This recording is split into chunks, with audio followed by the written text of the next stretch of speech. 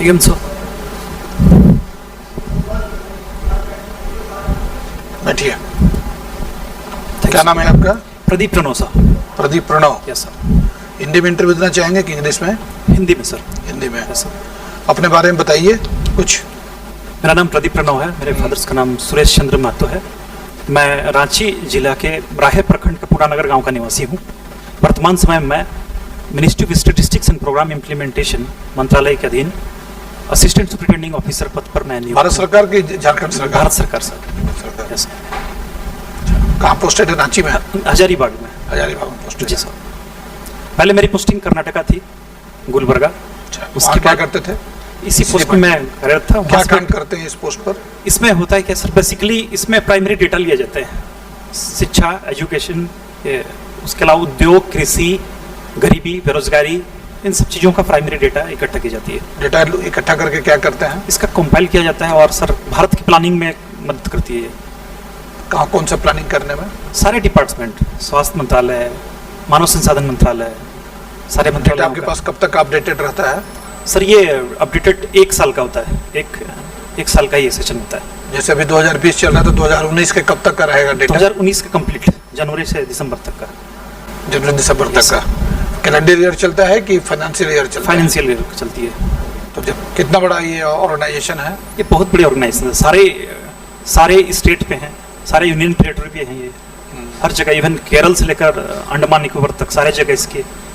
आपके पोस्ट को क्या बोला जाता है? Program implementation officer? नहीं, assistant superintending officer sir. Assistant superintending yes officer. Sir. Okay. तो आप सिविल सर्विसेज क्यों देना चाह रहे हैं? सर इसमें सिविल सर्विसेज में सेवा के विविध आयाम के अवसर है। मुझे इसमें सेवा के, जैसे मैं इसमें डेटा इकट्ठा करने के अलावा मैं ज़्यादा कुछ करता नहीं हूँ। ग्रामीण परिवेश मुझे जाना होता है, इकट्ठा करना होता है, लेकिन यहाँ पे और भी बहुत सारे वेरिएशन है, बहुत सारे चीज़ों को। किस तरह के वेरिएशन है? जैसे मैं इसमें गरीबी के लिए भी काम कर सकता हूँ, बेरोजगारी को हटाने के लिए भी काम कर सकता हूँ। मुझे सामाजिक सुरक्षा के दृष्टिकोण से बहुत बेहतर लगता है ये सर्विसेज। सामाजिक सुरक्षा के लिए मैं कैसे दूर करेंगे गरीबी, कैसे दूर करेंगे बेरोजगारी, कैसे दूर करेंगे? भारत में जितने योजनाएं चल रही हैं, झारखंड में जैसे भारतीय योजनाएं और राज्य सरकार और केंद्र सरकार की दोनों योजनाएं जो चल रही हैं, उनका बेहतर ढंग से इम्प्लीमेंट करवाने की कोशिश करूंगा सर। कौन कौन सा सेंट्रली स्पॉन्सर्ड चल रहा है, कौन कौन सा स्टेट स्पॉन्सर्ड स्कीम चल रहा है झारखंड में? बहुत सारे, प्रधानमंत्री किसान समृद्धि योजना, किसान सम्मान निधि योजना। हाँ, क्या होता है इसमें? सर इसमें मिनिमम एकड़ का कोई प्रावधान नहीं रखा गया है कि सीमांत किसान को 6,000 की राशि दी जाती है। सीमांत? हाँ, सीमांत किसान। सीमांत का मतलब क्या हुआ? जी, छोटे पैमाने जो किसान होते हैं। अच्छा जी। हाँ, उनको कितना का दिया जाता है? 6,000 की राशि दी जाती है 6,000 प्रति वर्ष। जी सर। प्रति वर्ष। और क्या है? किसान आशीर्वाद योजना? हाँ, दोनों में क्या फर्क है? आशीर्वाद, उसमें फर्क है कि उसमें प्रति हेक्टेयर का देखा जाता है सर, वो राज्य सरकार की योजना है आशीर्वाद योजना। क्या दिखाया जाता है प्रति हेक्टेयर? क्या दिखाया जाता है? इसमें प्रति हेक्टेयर 5,000 का ये है और 5 एकड़ तक ही दिया जा सकता है, मतलब 25,000 मैक्सिमम दिया जा सकता है। प्रति एकड़ 5,000 है सर इसमें। इसका देने का उद्देश्य क्या है? इससे किसानों को अपने कृषि को ज़्यादा ढंग से, बेहतर ढंग से इसका इस्तेमाल करेंगे। जैसे बीज की कमी होती है, खाद खरीदना होता है और बहुत सारे सिंचाई के साधनों का प्रयोग करना होता है। ट्रैक्टर का इस्तेमाल भी हो रहा है आजकल कई दिनों, तो ये सब चीज़ों में पैसा लगता है। तो किसानों को इस चीज़ के लिए, प्राइमरी कृषक जो हैं जितने, उनको इन सब चीज़ों में मदद मिलेगी सर। आपको लगता है कि इससे फायदा होगा किसानों को? डेफिनेटली फायदा होगी सर। बहुत सारे लोग पैसों की कमी से अच्छे बीज नहीं खरीद पाते हैं, उर्वरक का इस्तेमाल नहीं कर पाते हैं, मिट्टी की उर्वरा शक्ति क्षय होती चली जा रही है, तो ये फायदा मिलेगी डेफिनेटली सर। किसान सम्मान योजना और किसान आशीर्वाद योजना के पहले किसानों के लिए कोई स्कीम नहीं था? किसानों के लिए स्कीम थी सर। कौन सा स्कीम था? इससे पहले, कुछ दिन पहले डोभा प्रोजेक्ट थी, जिससे डोभा का निर्माण किया। ये सिंचाई को, वर्षा जल को संचय करने के लिए ये डोभा प्रोजेक्ट लाई गई थी, जिससे किसान अपने रोजगार भी और कृषि को भी संगठित करेंगे सिंचाई के द्वारा। ये योजना थी। बीज और खाद के लिए जी सरकार के द्वारा जी पहले से कोई स्कीम नहीं था जो उनको दिया? प्रधानमंत्री कृषक विकास योजना है सर। तो क्या फर्क है? क्यों इसमें क्या एक्स्ट्रा क्या है? एक्स्ट्रा इसमें मनी बेनिफिट दिए जा रही है, मॉनेटरी बेनिफिट है सर इसमें। उसमें क्या था? उसमें बीज दिए जाते थे, ब्लॉक स्तर पर बीज बांटते थे, ब्लॉक स्तरीय बीज बढ़ता है तो उसमें खामियां क्या थी? बीज दिया जा रहा है, ठीक है, बीज की जरूरत है, दिया उसका गया। बेहतर ढंग से इम्प्लीमेंटेशन नहीं हो पा रहा था सर, उसका क्रियान्वयन नहीं हो पा रहा था। जिस किसान को मिलना चाहिए था बीज, जो बड़े स्तर पे किसान है वो लोग फायदा ले सकते थे, या फिर जिनको जानकारी थी इस योजना के बारे में वो लोग इसका फायदा ले पा रहे थे। ये नुकसानदेह थी। स्मॉल फार्मर्स नहीं ले पा रहे थे, स्मॉल फार्मर्स तक नहीं पहुंच पा रही थी, या जो हमने तो इसमें फार्मर्स में डिस्क्रिमिनेशन तो किया नहीं गया है, स्मॉल फार्मर्स नहीं सर, डिस्क्रिप्शन नहीं किया गया है। तो फिर इसमें भी तो फिर लेकिन जैसे जो टेक्निकली जो टेक्निकली जो ये नहीं है, साउंड नहीं किसान है, जो एंड्रॉयड फोन का इस्तेमाल नहीं करते हैं, जो ब्लॉक लोग रोज नहीं जाते हैं, उनको नहीं पता चलता था इस योजना के बारे में। अब पता चल रहा है। हाँ, अब लोगों को भीगता आ गई है, लोगों को जानकारी है इसके विषय में, जानते हैं सर। आप अगर प्रखंड विकास पदाधिकारी बनेंगे तो आप ये सब योजनाओं को कैसे पहुंचाएंगे जो रियल बेनिफिशियरी है? सबसे पहले सभी ग्राम समिति के कुछ लोगों को मैं अपने ब्लॉक पे बुलाकर सर इसमें मैं परामर्श करूंगा और जागरूकता फैलाने की कोशिश करूंगा, ताकि सब लोग इन सब योजनाओं के बारे में ज्ञान अर्जित कर सके और इनका महत्वपूर्ण जो फायदे मिल रहे हैं उसका लाभ उठा सके सर। तो उन लोग को बुला के करेंगे कि उनके पास जाके करेंगे? दोनों चीज करना चाहूँगा, जहाँ अवसर मिले बुलाना, जहाँ मौका मिले मैं खुद भी जाऊँगा, ग्राम समिति की बैठक रखूँगा और मैं इस सब चीज़ों से अवगत कराऊँगा किसानों को, ताकि वो बेहतर सुलभ हो सके। आपने तो सर्विस के प्रेफरेंस में फर्स्ट नंबर किसको दिया है? Police service sir. पुलिस को? Yes sir.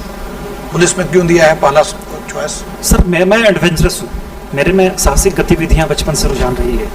क्या किया है आपने? कोई मैंने कराटे ब्लैक बेल्ट हूँ सर। इसके अलावा मैंने एडवेंचरस कोर्स किया है, माउंटेनियरिंग के कोर्स भी किया मैंने HMI से, हिमालयन माउंटेन इंस्टीट्यूट दार्जिलिंग से। मैंने बेसिक और एडवांस का अल्फा ग्रेडिंग पास किया। इसके अलावा एक्सपीडिशन किया, हिमालय की 8 चोटियों की चढ़ाई किया। तो कुछ चीज़ें ऐसा है सर, जैसे फिर उसके अलावा air sports, parasailing, paragliding, water sports में कैकिंग, कैनोइंग, ये सब किया मैंने। पुलिस सर्विस के लिए जो आजकल फील्ड में है, राइट फ्रॉम जैसे DSP बनेंगे आप, DSP से लेके नीचे तक में क्या चुनौतियाँ हैं? चुनौतियाँ वर्तमान समय में सर ह्यूमन ट्रैफिकिंग की चुनौती है झारखंड में, ह्यूमन ट्रैफिकिंग, अवैध मानव व्यापार। उसके अलावा सर यहाँ पे नक्सलिज्म की भी समस्या है।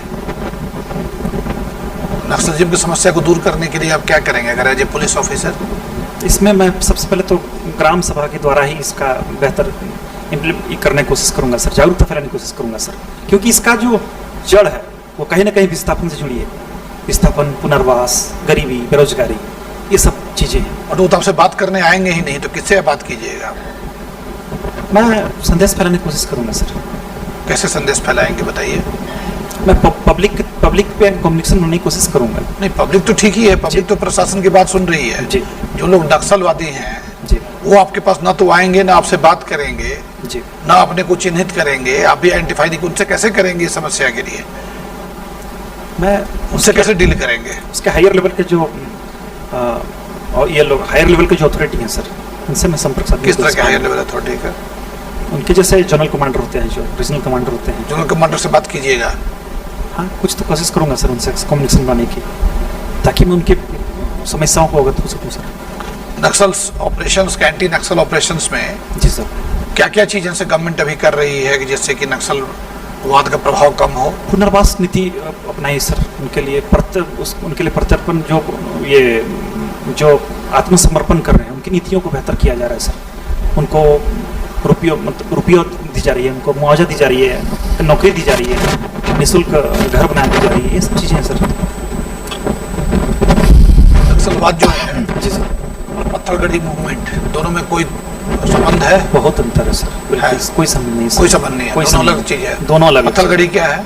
पत्थलगड़ी ये प्राचीन शासन व्यवस्था झारखंड में जो चली आ रही है, जैसे मुंडामान की सिस्टम जो कोलान क्षेत्र में, उसके बाद इधर माझी परगना जो संथाल परगना क्षेत्र में है, उसके अलावा ढोकलो सोहर जो खड़िया जनजाति में प्रसिद्ध है। तो ये सब जो प्राचीन शासन व्यवस्था थी सर, अभी समस्या आ रही है वहाँ जी। उसके आधार पे क्या होता था सर कि सभी गाँव में ग्रामीण सभा द्वारा एक नियम कानून बनाए जाते थे गाँव के, वो पत्थरों पे लिखी जाती थी और गाँव के बाहर में गड़ी होती थी। इसे ही पत्थलगड़ी कहा जाता है वस्तुतः। यहाँ पे बिना ग्राम सभा के, बिना आदेश के, उनकी बिना ये के अनुमति के आप गांव में प्रवेश नहीं कर सकते थे। ये पत्थलगड़ी का ये था। जो वर्तमान समय में इसको सरकार के खिलाफ या अभी देशद्रोह का- समस्या क्या आ रही है? प्रशासन के लिए क्या समस्या आ रही है? प्रशासन अभी भी वर्तमान समय में जो फॉलो कर रहे हैं पत्थलगड़ी को, उनका कहना है कि सरकारी तंत्र गांव के अंदर बिना अनुमति के प्रवेश नहीं करना चाहिए, जो कहीं ना कहीं भारत के प्रशासन को न मानने की बात आती है। ये समस्या है सर। कैसे इसको दूर करेंगे आप? अगर आपके वहाँ पर वीडियो बन गए जी, तो इसको कैसे दूर करेंगे? तो इसको कहा जाएगा सर, दोनों प्रशासन उस तंत्र का भी हम लोग सम्मान करते हैं, जो प्राचीन काल से चली आ रही जो शासन व्यवस्था उसका भी सम्मान करते हैं, लेकिन आज भी लोकतंत्र है ना, लोकतंत्र के अधीन हम लोग रह रहे हैं, उसका भी सम्मान करना जरूरी है ना, हमारा संविधान का भी आदर करना जरूरी है। ऐसा कहकर आपको नहीं लगता है कि प्रशासन और वहाँ जो लोग जो निवासी हैं यस सर, दोनों के बीच में एक ट्रस्ट डेफिसिट हो गया है, भरोसा का अभाव हो गया है? ऐसा नहीं लगता है आपको? हाँ ये तो ऐसा थोड़ा गैप आ जा रहा है, जिसकी वजह से ऐसा टकराव क्यों हो ऐसा गया। गैप आ रहा है?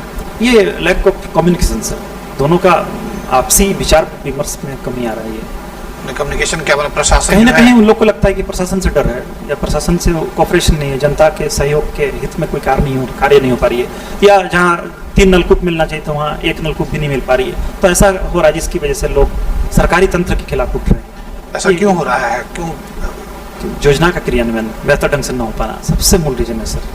करप्शन कोई रीजन है? करप्शन करप्शन तो बेहतर योजना का बेहतर क्रियान्वयन ना हो पाना, ये तो एक करप्शन है सर, ये भ्रष्टाचार का हिस्सा है। इसके लिए आप क्या करेंगे अगर आप वीडियो बनते हैं तो? सब कुछ जनता पे है सर, जनता को अच्छी तरह समझाने की कोशिश करूँगा, जागरूकता फैलाने की कोशिश करूँगा। मैं ग्राम स्तर पर जाकर या ग्राम स्तर के लोगों को अपने ब्लॉक के पर मीटिंग रखकर इसको जागरूकता फैलाने की कोशिश करूँगा और जानकारी दूंगा, और दोनों के कम्युनिकेशन के बीच को गैप जो है उसको भरने की कोशिश करूँगा, ताकि बेहतर हो सके और हमारा जितने योजनाएं हैं राज्य सरकार और केंद्र सरकार के, सबका बेहतर ढंग से उचित क्रियान्वयन हो सके। आपको क्या लगता है कि जो लोग अभी हैं वहाँ पर वे सब काम नहीं कर रहे हैं? कर रहे हैं, लेकिन बेहतर ढंग से नहीं हो पा रहा है सर। सरकारी तंत्र विफल नहीं, पूरी तरह सफल है सर, लेकिन बेहतर ढंग से क्रियान्वयन नहीं हो पा रही। अगर सफल होता तो ये लोग क्यों अपना आधार कार्ड और जितने भी इन लोग के पास इंटाइटलमेंट्स था सबको वापस कर दिया प्रशासन को कि हम लोग को नहीं चाहिए? ऐसा क्यों किया? बेहतर ढंग से नहीं क्रियान्वयन हो पा रही है, इसलिए तो सरकारी तंत्र के खिलाफ ये खड़े हो रहे हैं। कहीं ना कहीं सरकार पर उनको भरोसा नहीं है सर, इसलिए ऐसा हो रहा है। उसके पीछे यही है, योजनाओं का क्रियान्वयन न हो पाना। जहाँ 5 तालाब चाहिए वहाँ 1 नलकूप भी नहीं है सर।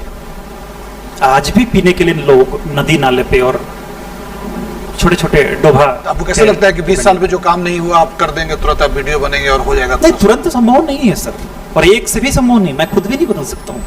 इसके लिए मेरे सब लोगों को इस तरह का होना होगा सर। एटलीस्ट भी ये दिशा प्रदान कर सकता हूँ ना, मैं एक दिशा दे सकता हूँ सर कि ऐसा होना चाहिए, ऐसा करना चाहिए। तो ऐसा क्या करना चाहिए? मैं खुद को बदल सकता हूँ सर। ऐसा क्या करना चाहिए अधिकारियों के बीच में? यस सर, ये आ जाए, डेडिकेशन कमिटमेंट आ जाए, क्या करना चाहिए? ये सब कुछ जनता पे ही सर, जनता को बेहतर बनाना नहीं, और जनता को ब्यूरोक्रेट्स को भी। अधिकारी को कैसे आप करेंगे? सपोज आपको ट्रेनिंग में दी जाती जी। है तो कैसे अपने अधिकारी को ट्रेन करेंगे इसका प्रशिक्षण तंत्र को भी मजबूत कि करना उसको बेहतर ढंग से उस स्कीम्स को पहुंचाया जाए उन तक? जी। इसके लिए आप कैसे करेंगे? होगा। आत्मचेतना का विकास करना होगा सर, ब्यूरोक्रेट्स में भी, और प्रशासनिक तंत्र को भी विकसित करना होगा, प्रशिक्षण को बेहतर बनाना होगा सर, ताकि लोग सचमुच जागरूक हो सके। ये बताइए आप कि झारखंड आर्ट से सवाल पूछते हैं नहीं कि सोहराई क्या होता है? सोहराई आर्ट ये झारखंड की एक प्राचीनतम काल से चली आ रही एक कला है सर। इसकी 2 शैली है, गंजू शैली और महतो शैली। ओके। ये वर्तमान समय में हजारीबाग, पश्चिमी सिंहभूम, सरायकेला खरसावां, चतरा और लातेहार क्षेत्र में विकसित है। मुरल पेंटिंग क्या है? जी, इसमें नेचुरल पेंटिंग है सर, प्राकृतिक जीव जंतु और पेड़ पौधों का चित्रण किया जाता है इसमें। लेकिन कहा जाता है और कि इसमें ये मुरल पेंटिंग का उदाहरण है।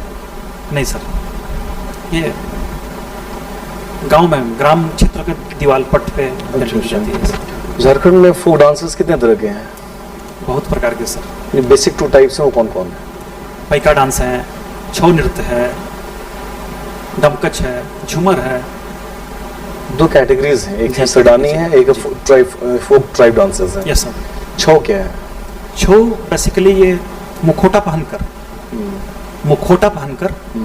जिसको मोहड़ा कहा जाता है, मोहड़ा पहनकर भाव भंगिमाओं से लेस होकर ये डांस किया जाता है। ये चित्रण भी किया जाता है, इसमें पौराणिक कथाओं का चित्रण भी होता है सर।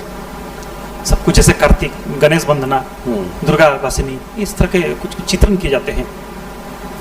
झारखंड आंदोलन में कहा जाता है कि 3 ग्रेट ट्राइबल लीडर्स का बड़ा योगदान है, जी तिलका मांझी, सिद्धू कान्हू और बिरसा मुंडा। जी। इन तीनों के बारे में बताएंगे आप, तीनों जी। के बारे में? तिलका मांझी का विद्रोह जो है सर, ये संथाल परगना क्षेत्र में हुई थी। इन्होंने पहली जो ये क्रांति के तौर पे इनका बहुत ही योगदान था। संथाल परगना में पहली ये क्रांति थी जो कब? लोगों को, ये जबरापाड़िया नाम था इनका, तिलका मांझी का सर ओरिजिनल नाम। उसके बाद फिर सर आपका ये उलगुलान जो थी बिरसा मुंडा की, ये 1895 से 1900 ईस्वी में थी। ये सरदारी विद्रोह का ही एक उलगुलान क्या है? अग्रिम रूप था। जी, उलगुलान क्या है? उलगुलान मतलब होता है बृहत क्रांति सर, बृहत क्रांति। क्रांति तो चाहते क्या थे इसमें? ये जानते थे जमींदारों का शोषण होता था और किसानों का शोषण होता था सर। ये सरदारी आंदोलन क्या था? सरदारी आंदोलन में भी किसान को ही, किसान, इसका मुख्य उद्देश्य क्या था?